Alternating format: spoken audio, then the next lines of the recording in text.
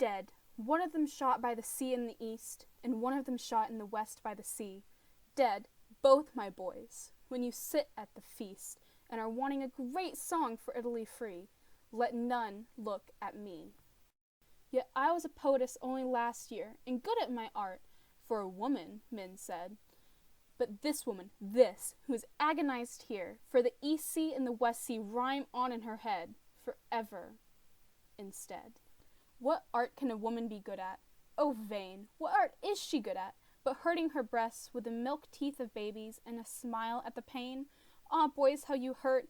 You were strong as you pressed, and I proud by that test.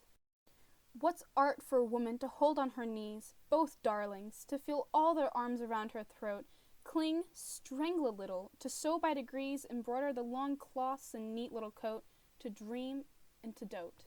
To teach them, it stings there. I made them indeed speak plain the word country. I taught them, no doubt, that a country's a thing men should die for at need. I prated of liberty, rights, and about the tyrant cast out. And when their eyes flashed, oh, my beautiful eyes, I exulted, nay, let them go forth at the wheels of the guns and denied not. But then the surprise when one sits quite alone, then one weeps, then one kneels, God, how the house feels. At first happy news came, in gay letters moiled, with my kisses, of camp life and glory, and how they both loved me, and soon coming home to be spoiled. In return would fan off every fly from my brow, with their green laurel bough. Then was triumph at turnin', and Connor was free, and someone came out of the cheers in the street with a pale face of stone to say something to me. My Guido was dead. I fell down at his feet while they cheered in the street.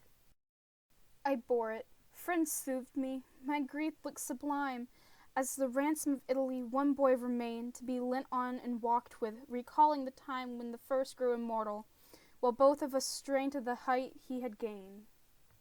And letters still came shorter, sadder, and more strong, written now but in one hand I was not to faint. One loved me for two, who would be with me ere long.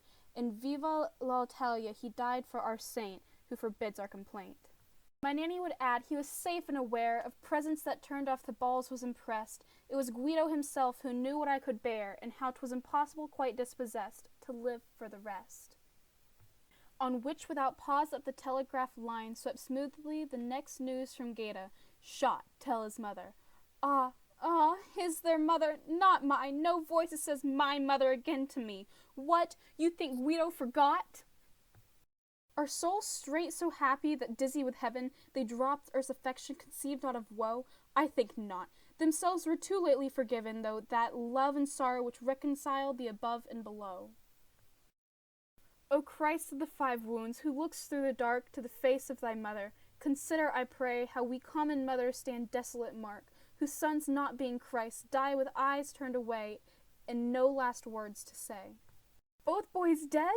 But that's out of nature! We all have been patriots, yet each house must always have kept one. 'Twere impeccable, hewing at roads to a wall, and when Italy's made of, for what end is it done, if we have not a son? When Gate is taken, what then? When the fair wicked queen sits no more at her sport of the fireballs of death crashing souls out of men? When the guns of cavalry with resort have cut the game short? When Venice and Rome keep their new jubilee, when your flag takes all heaven for its white, green, and red, when you have your country from mountain to sea, when King Victor has Italy's crown on his head, and I have my dead. What then? Do not mock me. I'll ring your bells low and burn your lights faintly. My country is there, above the star pricked by the last peak of snow. My Italy's there, with the brave civic pair to disfranchise despair. Forgive me, some women bear children in strength, and bite back the cry of their pain and self-scorn. But the birth pangs of nation will wring us at length into wails such as this, and we sit on forlorn when the man-child is born. Dead, one of them shot by the sea in the east, and one of them shot in the west by the sea. Both my boys, if in keeping the feast you want a great song for your Italy free, let none look at me.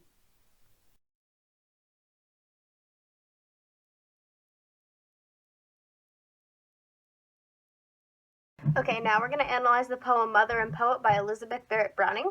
And because it is 20 stanzas, we are going to try to keep it brief so that we can make it to soapstone, which is the most important part. All right, so you first will notice the rhyme scheme is A, B, A, B, B, which means all the A lines rhyme together in each stanza and all the B lines in each stanza rhyme with each other. All right, let's begin. Dead. One of them shot by the sea in the east, and one of them shot in the west by the sea. Dead, both my boys. When you sit at the feast and are wanting a great song for Italy free, let none look at me. Okay, from this we can tell that 2 people are killed, and from this we can assume that the speaker is the mother of the 2 sons, presumably, who were at war and presumably dead. Next stanza. Yet I was a poetess only last year, and good at my art for a woman, men said, but this woman, this who is agonized here, the East Sea and West Sea rhyme on in her head forever instead. So from this we can tell that she used to write poetry, and because of what happened to her sons, she feels a lot of agony and pain from this, and now she doesn't write any poetry anymore. And additionally, in this stanza, the line, and good at my art for a woman, men said, kind of shows the previous attitude that women couldn't do the same things as men, and as you can see, she's being compared to men. Stanza 3. What art can a woman be good at? Oh, vain! What art is she good at but hurting her breast with the milk teeth of babes and a smile at the pain? Ah, boys, how you hurt! You were strong as you pressed, and I proud by that test. From here, we kind of see the addressing of older stereotypes of women not being able to do anything but take care of children, and she's kind of addressing this again, and you can tell that she's still clearly distressed by what happened to her sons. And next stanza.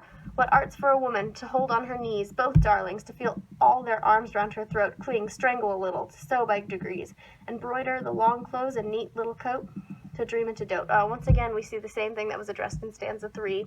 Kind of brings back that old idea that women can only take care of children and don't really have much life outside of that. Stanza 5. To teach them. It stings there. I made them indeed. Speak plain the word country. I taught them, no doubt, that a country's thing a man should die for it need. I prated of liberty, rights, and about the tyrant cast out. In this stanza, you can tell that she feels guilty because she raised her sons to be devoted to their country and to see it as something important that needs to be stood up for, protected in war, even at the chance of dying. And you can tell she feels guilt because her sons both died during the war. Stanza 6. And when their eyes flashed, oh, my beautiful eyes, I exulted. Nay, let them go forth at the wheels of the guns, and denied not. But then the surprise when one sits quite alone. Then one weeps, then one kneels. God, how the house feels. All right, so just kind of looking back when she first saw them leave and how proud she was of them and totally fine she was with letting them go. And then soon after, she realized how lonely it was without them, which she definitely feels now that her 2 sons are dead. Stanza 7. At first, happy news came, and gay letters moiled with my kisses, of camp life and glory, and now how they both love me, and soon coming home to be spoiled in return would fan off every fly from my brow with their green laurel bow. All right, from this, we can tell that at first it wasn't a big deal. She expected them to be home soon, and she was excited for their return, and nothing terrible had happened yet, and none of the true realities of war have set in. All right, and stanza 8. Then was triumph at Turin, and Kona was free, and someone came out of the cheers in the street, with a face pale as stone, to say something to me. My Guido was dead. I fell down at his feet while they cheered in the street. All right, so we can tell that one of her sons has just died, and she found out while everyone was celebrating a victory. And this victory directly contrasts with how she starts feeling because her son is dead. Now she feels this crushing pain and sorrow.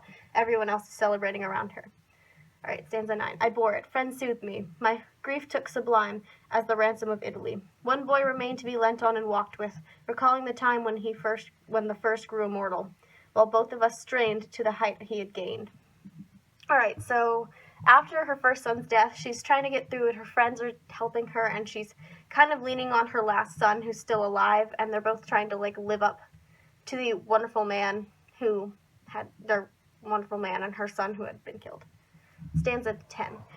And letters still came, shorter, sadder, more strong, writ now but in one hand. I was not to faint. One loved me for 2, would be with me ere long, and Viva l'Italia, he died for, our saint, who forbids our complaint. All right, from this we can tell that the realities of war are kind of both hitting them.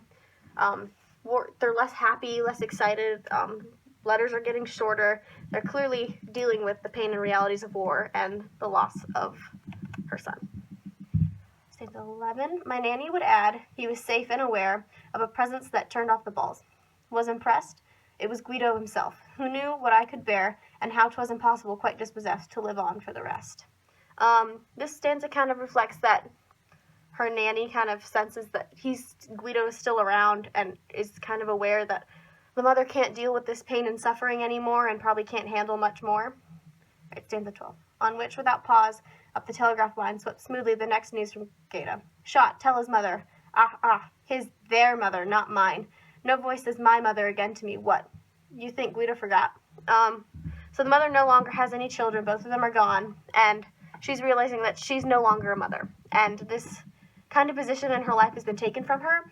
And now she doesn't know what to do with herself. And she's very upset. And she feels very traumatized that she's the mother to no one anymore. Next stanza. Are souls straight, so happy that dizzy with heaven they drop earth's affections, conceived not of woe? I think not. Themselves were too lately forgiven through that love and sorrow which reconciled so the above and below.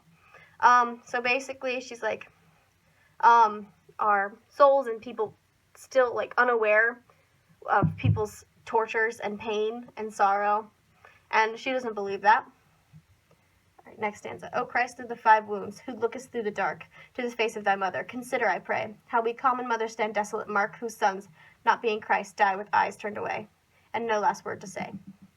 She's kind of addressing how there's many mothers who are similar or have similar situations to her, where they're alone and they've lost a lot, and they're supposed to just stand there without being able to say goodbye to their sons, who are gone now because of the war. Next stanza. Both boys dead, but that's out of nature. We all have been patriots, yet each mass house must always keep one. 'Twere imbecile, hewing out roads to a wall. And when Italy's made, for what end is it done if we not have a son? So she's talking about having both her children stripped away from her. It seems like unnatural, and it seems like it shouldn't be happening. And she's like, even when Italy is remade and is supposed to be for the better, what's the point? Because she's lost her sons. And she feels like she really has nothing left and nothing that matters. When Gaeta's taken, what then? When the fair wicked queen sits no more at her sport, nor the fireballs of death crashing souls out of men. When the guns of Cavalier, with final retort, have cut the game short. She's kind of like, so when this is all over, what's next? What am I supposed to focus on? What are we supposed to deal with when our sons are gone? And she's like, after this, she doesn't know what she's gonna do or what others are going to do. When Venice and Rome keep their new jubilee, when your flag takes all heaven for its white, green, and red, when you have your country from mountain to sea, when King Victor has Italy's crown on his head, and I have my dead. Okay, and then again, to add on to the previous stanza, this one is like, even when all of this is over, and Italy's back to its glory, and King Victor is in charge, all she'll have is her dead, and she feels like she's still not going to have anything, so this kind of seems like there was no benefit to this, and she's still clearly upset because she has nothing. And then next stanza. What then? Do not mock me.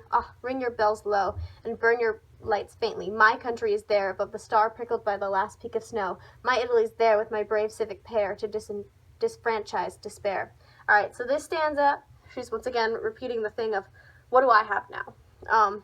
And she feels like the celebration and celebrating of what Italy's going to be, it kind of mocks her because she's lost what she cares about.